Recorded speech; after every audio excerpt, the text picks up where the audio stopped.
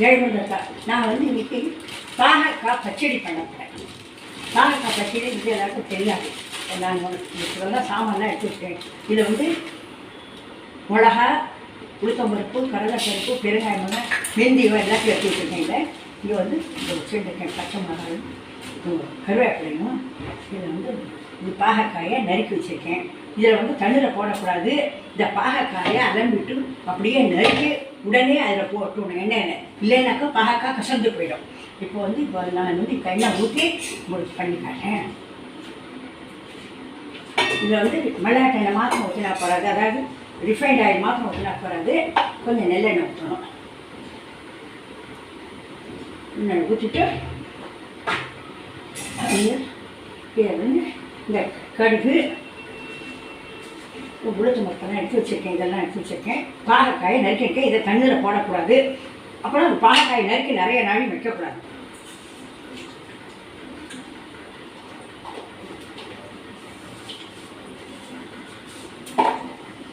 இது வந்து இந்த குழம்பு மிளகா அப்படி வச்சுருக்கேன். இதை வந்து எண்ணெயிலேயே போடணும். இல்லைன்னாக்கா முந்தி குழம்பு எண்ணாக்காது.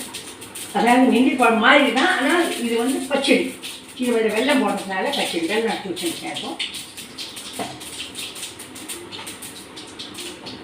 எல்லாம் எடுத்து வச்சுருக்கேன். இதை வந்து இப்போது கடுகு முடிச்சு விட்டு மிளகாய் ஒரே ஒரு தூளி, இவ்வளோ தூளி மிளகா போட்டால் போதும்.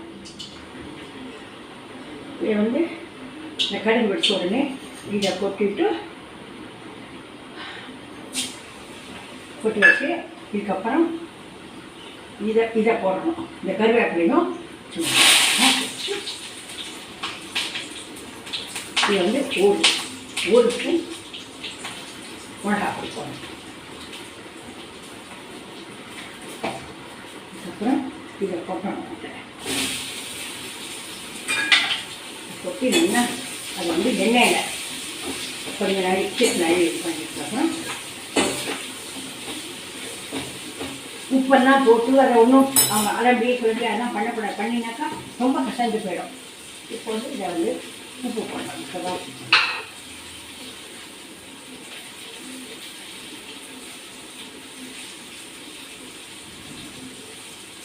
பாகக்காய்க்கு உப்பு பதம் பார்த்து போடுங்க. அந்த மாதிரி பாகக்காய்க்கு நிறைய உப்பு போடக்கூடாது.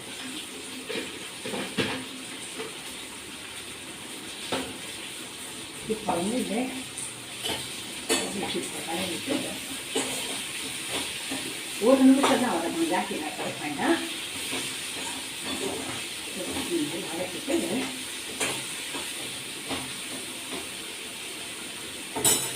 புளி கலந்துக்கணும்.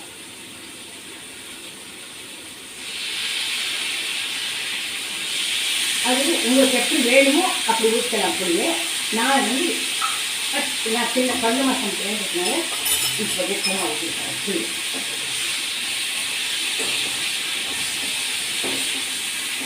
புளி ஊற்றிட்டு கிட்ட ஒரு நிமிஷம் கலந்துட்டு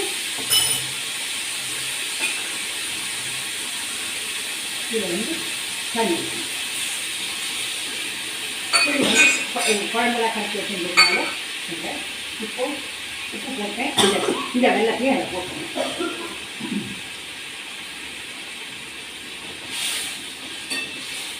வெள்ளத்தையும் போட்டுட்டு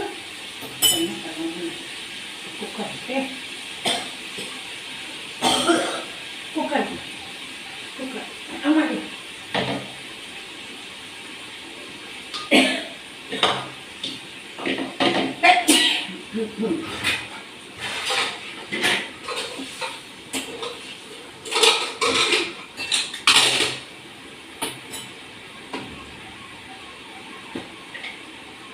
மஞ்சள் பொடி போடணும்.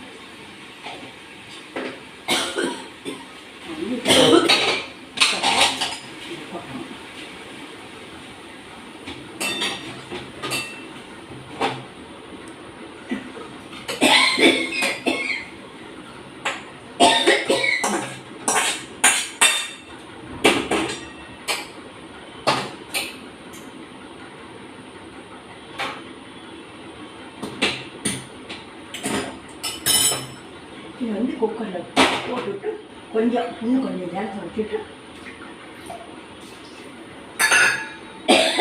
10 நிமிஷம் வேகணும். அதுக்கப்புறம் மாவை கரைச்சி கொட்டி அதை நல்லா பண்ணிவிட்டு இறக்கணும். சாப்பிட்டு பாருங்கள், ரொம்ப நல்லா இருக்கும். இதுக்கு வந்து பாகக்காய் பச்சடியும் போயிடும். பாகக்காய் இஞ்சி குழம்பு இல்லை, குழம்பு இல்லை, இதில் பாகக்காய் பச்சடி.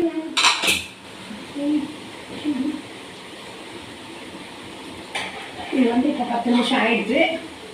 இது வெந்து போயிடுச்சு,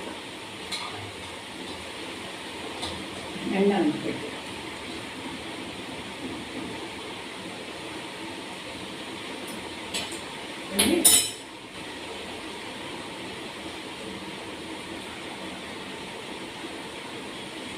நல்லா வந்துட்டு இதை வந்து இப்போ இந்த மாவை கரைச்சி இதில் ஊற்றி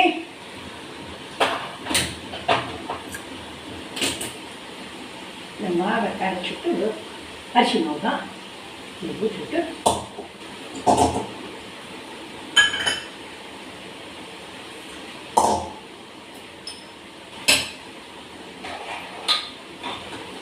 இதை வந்து எல்லாத்துக்கும் தொட்டுக்கலாம், வாசத்துக்கு தொட்டுக்கலாம், எல்லாத்துக்கும் தொட்டுக்கலாம். எல்லாருக்கும் குழம்பு எல்லாருக்கும் கசைக்காது, கசக்கவே இருக்காது. ஏன்னாக்கா அதை நம்ம வந்து இது பண்ணி போட்டுட்டோம் இல்லையா, நல்லா போயிட்டு. ஆனால் குக்கரில் போடணும். புளித்தண்ணில் போட்டனால சீத்தை குக்கரில் போட்டீங்கன்னா நல்லா வெந்துடும்.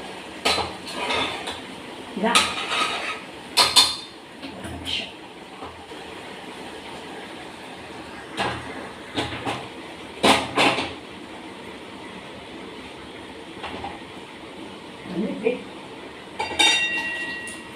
இதுதான் பாகக்காய் மீன் இது பச்சடி.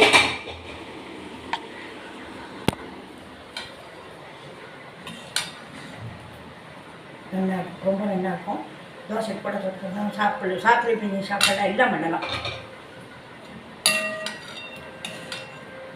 ஆனால் பாகக்காயை மாத்திரம் நறுக்கி நிறைய நாள் வெளில வைக்கக்கூடாது, தண்ணியில் போடக்கூடாது. பாகக்காயை வெறும் அளவிட்டு அப்படியே நறுக்கணும்.